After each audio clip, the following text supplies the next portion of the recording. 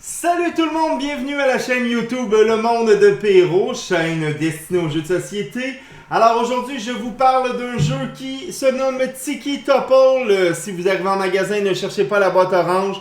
Il y a une nouvelle boîte et c'est un jeu dont j'ai parlé dans une de mes vidéos précédentes dans les jeux de mon top 10 qui se déroule en bas de 30 minutes. Tiki Topple, un jeu simple au niveau des règles. Un jeu aussi qui nous permet d'être en compétition avec nos adversaires et de faire des points de victoire avec une mission secrète. Si vous cherchez un jeu de société rapide pour toute la famille de 2 à 4 joueurs, restez sur la chaîne et c'est parti!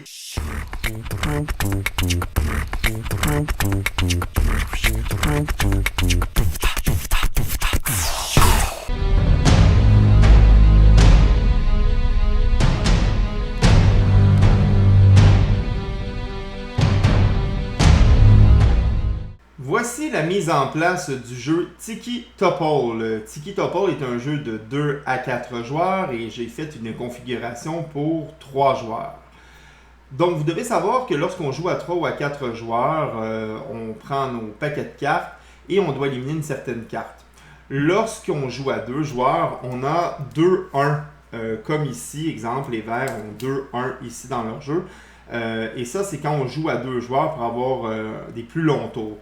Lorsqu'on joue à 3 ou 4 joueurs, comme là ma configuration de 3 joueurs, on va éliminer un des 1 de chaque couleur. Alors, la quatrième couleur serait l'équipe des bleus qui n'est pas présente. On enlèverait les cartes numéro 1, on les remet dans la boîte. Tous les joueurs autour de la table ont les mêmes cartes, c'est-à-dire le chiffre 1, le chiffre 2, le chiffre 3, la carte Tiki Topple, ainsi que 2X qu'on appelle Tiki Toast. Donc, et voilà pour les cartes de chaque couleur. Au hasard, vous allez prendre dans la boîte les totems et vous allez les placer, peu importe à l'endroit ou à l'envers, sur une marge comme ça, sur une petite section. On le voit peut-être pas, là, mais on a un petit décalé pour qu'on puisse pas, je trouve que c'est bien fait, qu'on ne peut pas tasser à gauche ou à droite du plateau de jeu. Ici, vous avez les chiffres 1, 2, 3. Alors, on sait qu'en haut, ce sont présentement les totems qui sont les plus hauts. Et ce qui est dans la section plus sombre, c'est le totem le plus bas. On a la piste des points de victoire autour. Et on en a 3 couleurs qui vont jouer le match ici en bas. Voici, c'était simplement ça pour la mise en place du jeu. La dernière chose, on brasse ces cartes-là, totem, qui sont des cartes qui nous indiquent quelles seront la mission individuelle de chaque joueur lors du premier round. Tiki Topple est un jeu qui se déroule en 3 rondes. À la fin du 3e round, le joueur ou la joueuse qui aura le plus de points de victoire remportera la partie. Alors, je distribue secrètement une carte mission à chaque personne. Chaque personne, c'est très important de ne pas montrer sa carte à l'adversaire. Mais pour le bien des explications du jeu, je vais vous les retourner. Ce que vous ne faites pas évidemment quand vous jouez votre partie. Mais là, c'est pour vous montrer un peu ce que chaque joueur a. Alors, du côté du joueur jaune, lorsqu'il reçoit cette carte mission-là secrète, il sait que le totem rose qui est ici doit arriver en première position. Alors, je vous la montre. Le totem rose qu'on a nommé Capou, et ce qui est très fun, c'est que c'est écrit aussi sur le côté du totem là, pour les gens qui seraient peut-être daltoniens et qui ont la misère à différencier les couleurs. Donc, Capou, on a cette carte-là qui nous dit que si Capou finit en haut à la fin du round, on va faire 9 points de victoire. Si ici, le jeton mauve, l'Okari, finit en première. Ici, ou en 2e position, il va faire 5 points de victoire, ce joueur-là. Et si le rouge, qui est en bas, finit en premier, en 2e ou en 3e position, il fera 2 points de victoire à la fin de ce round. On peut, à un tour, lorsqu'on a cette combinaison-là, exemple pour le joueur jaune, c'est le score parfait. Alors, en une ronde, on peut faire un maximum de 16 points. Donc, 9 plus 5 plus 2, ça nous donne 16 points. Évidemment, le joueur suivant rouge, lui de son côté, n'aura pas les mêmes couleurs à placer dans le bon ordre. Alors, on essaiera de se nuire et de déplacer nos jetons, nos totems pour notre avantage. Je vous rappelle que les couleurs qui sont là peuvent se répéter. Donc, on pourrait avoir nos joueurs qui, lui aussi, essaient d'envoyer le rose en premier, en haut. Mais il n'y a aucune carte identique. Donc, on ne verra jamais l'autre combinaison orange, rouge et rose sur une autre carte dans cet ordre-là précisément. Mais on pourrait retrouver ces trois couleurs-là dans un autre ordre. Alors, des fois, la chance fait qu'on est deux joueurs qui veulent avoir les mêmes couleurs en haut. Et ça peut nous aider grandement. Le vert, de son côté, il a d'autres missions. Et comment se déroule une partie? On a notre mission cachée.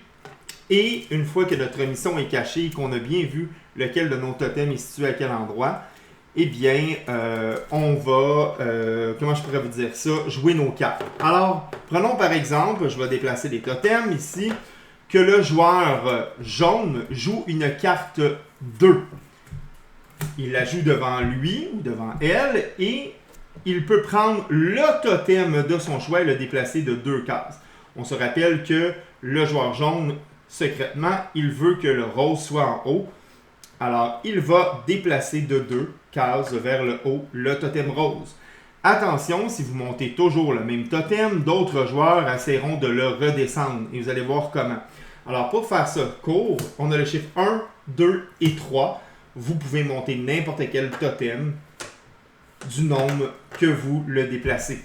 Attention, si le rose, je joue un 3, 1, 2, je ne peux pas. On doit avoir le chiffre exact pour monter le totem. Alors, dans ce cas-là, s'il me reste seulement une carte numéro 3 et que je veux bouger celui-là de 3 cases et qu'il y a juste 2 espaces, je serai dans l'impossibilité de bouger ce totem-là précisément.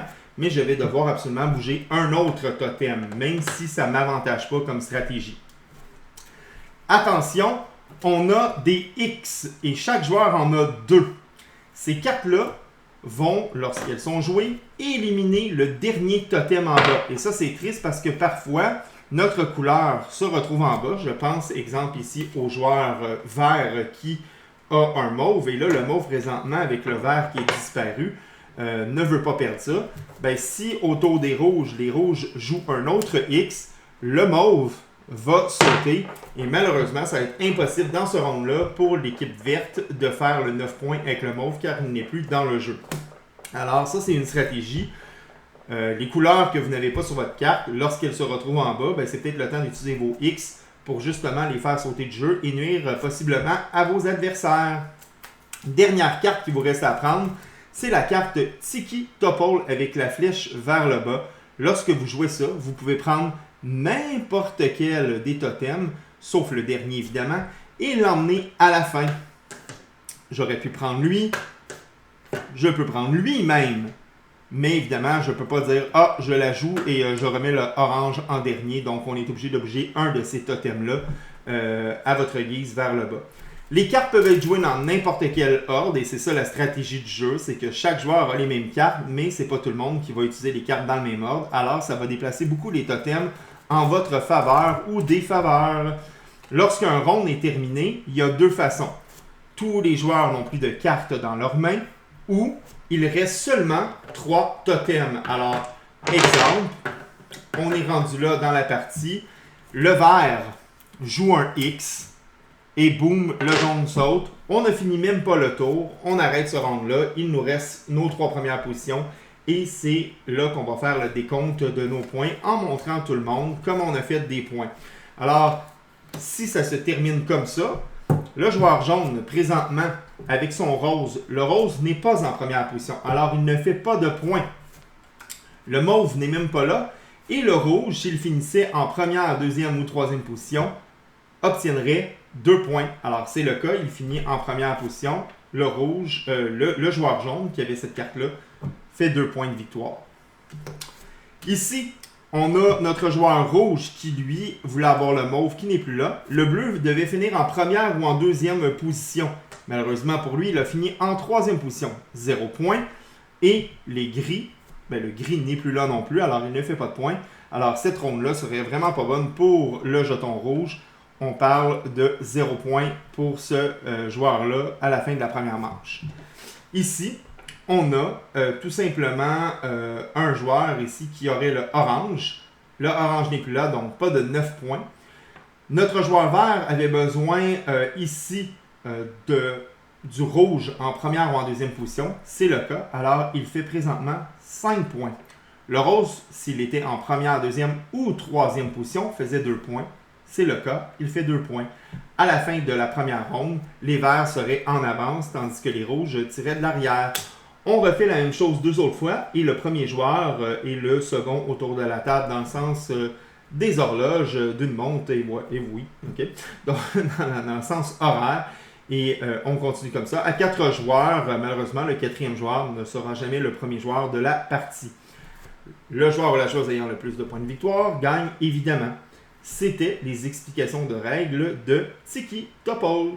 Et voilà, c'est le moment même de ma critique de Tiki Topol. Alors, vous avez vu les règles, c'est assez court, c'est assez simple. C'est ce que j'aime beaucoup de ce jeu-là. Lorsque on est en party familial, je sors la boîte, je mets ça en 35 secondes, je distribue les couleurs aux joueurs et je fais « OK, voici telle carte, ça veut dire quoi? Telle carte, ça veut dire quoi? » Vous avez toute votre mission et on y va. Donc, je ne vais pas expliquer les règles, mais vous avez vu à quel point c'est pas un jeu hyper complexe. C'est un jeu qui va plaire beaucoup aux adolescents. Étant enseignant et en jouant à des jeux de société le midi avec les élèves, c'est un jeu qu'ils apprécient beaucoup. Ils veulent refaire des parties après en avoir terminé une. C'est vraiment un jeu à avoir dans votre bibliothèque familiale. Moi, c'est un jeu qu'on a sorti souvent à la maison pour jouer avec notre ado quand il était plus jeune. Mais attention, c'est pas un jeu pour les enfants. On peut jouer entre adultes. Les adultes aiment ça, les grands-parents aussi. Ce qui est le fun, c'est que c'est court. La courbe de plaisir, lorsqu'on sent que ça pourrait redescendre, la partie est terminée. C'est parfait, on sert ça. Puis lorsqu'on veut jouer un jeu rapide la prochaine fois, on repense à jouer à Tiki Topol. C'est pas un jeu qui a plein de qualités. C'est pas un jeu qui a plein de défauts. Il y en a presque pas. Mais c'est un jeu simple. Donc, dans la complexité, on repassera. Mais ça fait ce que ça a à faire. Dans le jargon de jeu de société, on appelle ça un filler. Donc, un jeu qui remplit un trou.